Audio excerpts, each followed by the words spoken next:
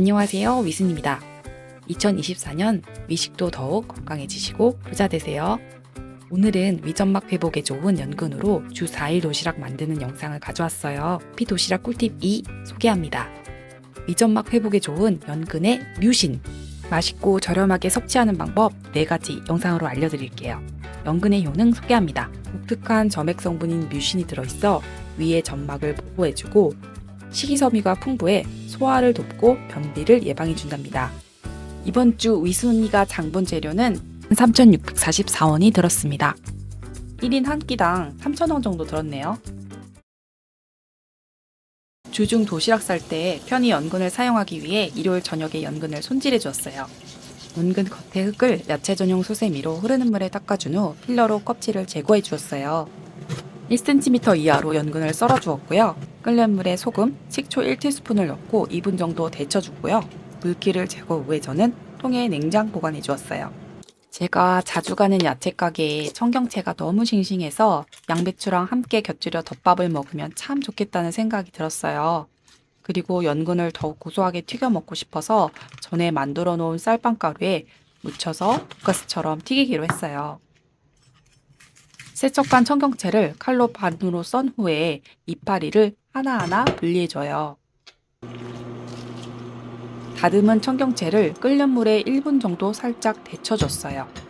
너무 흐물흐물해지지 않게요. 제일 중요한 우리의 평생 친구 보관해둔 양배추도 썰어주고요. 저는 위점막 회복에 좋은 비타민 U가 가장 많이 들어간 심지까지 꼭 먹으려고 한답니다. 색감과 씹는 맛을 더하기 위해 당근도 썰어주고요. 팽이버섯이 3개에 1,000원에 팔더라고요. 팽이버섯도 꽁지를 제거하고 썰어줘요. 연근을 계란물에 붙여서 쌀빵가루에 묻혀 올리브유에 튀겨줘요.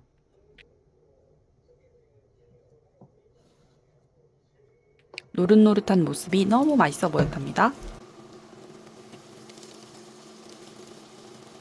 덮밥에 넣을 계란도 붙여줬어요. 올리브유에 다진 마늘을 넣고 볶아줍니다.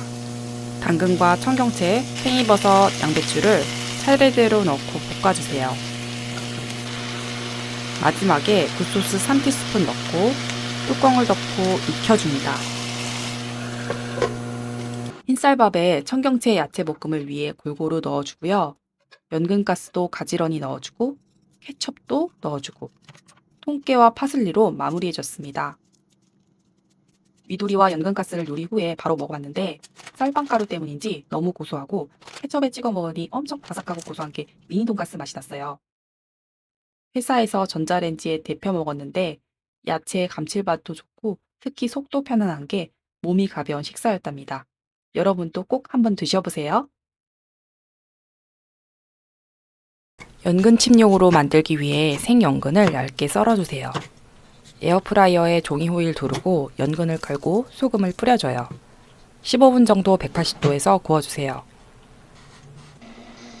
파스타 소스를 만들기 위해 썰은 연근을 믹서기에 물을 넣고 갈아줘요. 양파와 데친 브로콜리도 함께 썰어줍니다. 평생 동반자 양배추도 심지까지 함께 썰어주세요.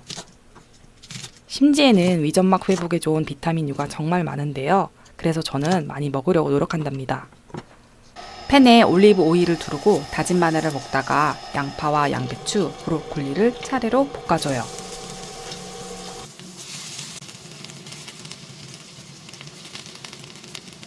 언스윗 오트밀 두유를 2팩 부어주세요.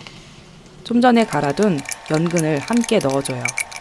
같은 하얀색이라 잘 섞여진답니다. 두부면 2인분도 함께 넣어 익혀줘요. 냉동실에 보관해두었던 치즈 2장도 함께 넣어 녹여줍니다. 소금도 적당히 넣어주세요. 도시락통에 보관하고 소스에 찍어 먹을 올리브 쌀빵도 함께 싸줍니다. 마지막으로 구워놓은 연근칩을 함께 보명으로 올려주세요. 파슬리 가루도 함께. 개인적으로 우유가 역류성 식도염에 좋지 않다고 들어서 최대한 두유로 대체해서 만들어 먹어봤는데 연근이 들어가 그런지 더욱 건강한 맛이었어요. 연근칩도 바삭했고 두부면이라 속도 편안하고 위도리도 너무 고소하고 맛있었다고 합니다. 여러분도 꼭 드셔보세요. 오늘은 위도리가 이른 아침부터 건강검진이 있어 도시락으로 죽을 싸봤어요. 미리 다져놓은 당근, 양배추, 애호박, 양파를 참기름에 볶아줍니다. 물을 충분히 부어주고 끓이다가 쌀밥을 넣고 풀어질 때까지 다 끓여줘요. 갈아든 연근을 넣어주고 함께 또 끓여줍니다. 브로콜리도 마지막에 넣고 익혀줄게요. 너무 색이 이쁘죠? 소금도 조금 넣어줍니다. 이제 연근 브로콜리 조림을 만들게요. 올리브유에 연근을 넣고 볶아주세요. 간장 3티스푼, 설탕 2티스푼, 매실 2티스푼, 물 약간을 넣고 부어줘요. 함께 졸여줍니다. 양배추랑 데친 브로콜리를 마지막에 넣고 더 졸여주면 끝이에요.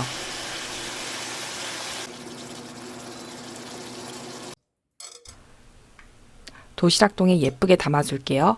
죽이 굉장히 담백했고 단짠 맛의 연근조림과 조합이 너무 좋았네요. 위도리도 건강검진 후 속을 달랬는데 좋은 메뉴였다고 합니다. 여러분들도 속이 안 좋으실 때 꼭 드셔보세요. 오늘은 연근 샌드위치를 만들어 볼 건데요.